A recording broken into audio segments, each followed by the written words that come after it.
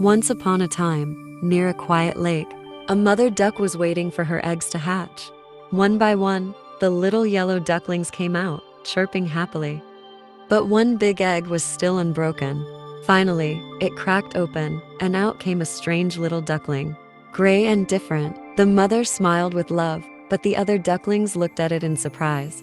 All the yellow ducklings swam gracefully, while the gray duckling struggled to follow. Other animals in the farmyard laughed at the poor little duckling.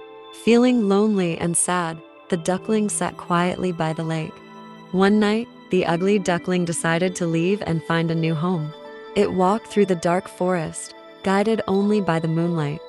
At last, it found an old hut and rested near it. In the morning, it saw beautiful birds flying freely in the sky. The duckling tried to fly like them, but it fell to the ground. Winter came. Snow covered the land, and the poor duckling shivered from the cold.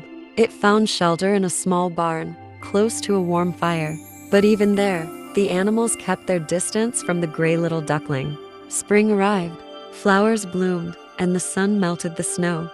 Looking at its reflection in the water, the duckling felt even more unhappy.